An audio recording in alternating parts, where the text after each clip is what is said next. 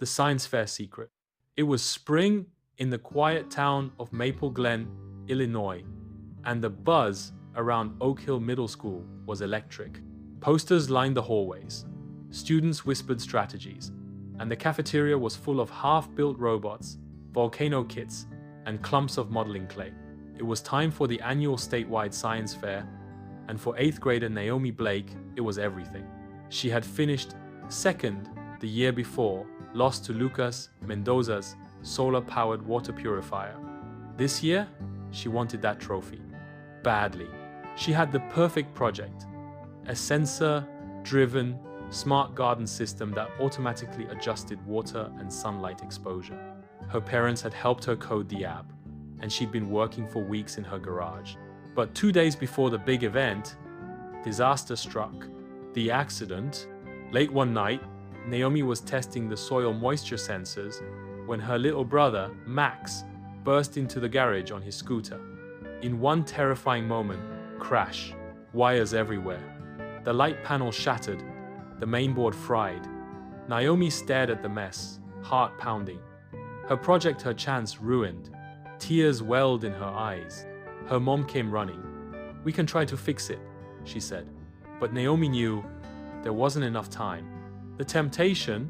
The next day, at school, Naomi sat at lunch with her friend, Jaya, who leaned in close and whispered something that made Naomi's breath catch. "My cousin sent me a full Arduino-based garden project from last year. I can email it to you. No one will know." Naomi hesitated. It was tempting, really tempting. She imagined standing on the state fair stage, accepting the gold medal, colleges noticing her name, her parents beaming. All she had to do was hit download. That night, she sat at her desk, the file ready in her inbox. Her finger hovered over the mouse. And then, she looked across the room at her brother, curled up asleep on the couch with a blanket wrapped around him. His scooter helmet sat beside him like a quiet apology. Naomi closed the laptop. The fair.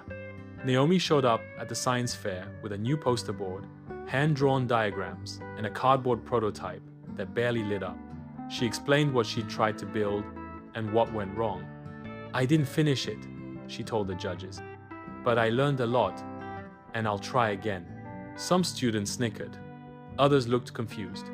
Naomi's heart pounded in her ears. Her face felt hot, but she didn't back down. The surprise ending. The results came in.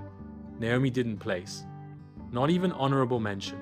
She nodded politely, clapped for the winners, and packed up her things. But as she was leaving, a judge approached her. An older woman with a kind smile and a clipboard full of notes.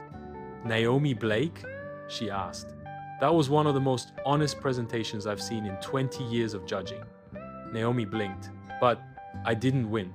"Winning isn't always the goal," the judge said. "Sometimes, integrity speaks louder than success. Keep building. You'll go far." What came after? A month later, Naomi received a letter in the mail. It was from a tech mentorship program that only took a handful of middle schoolers each year. Inside was a note.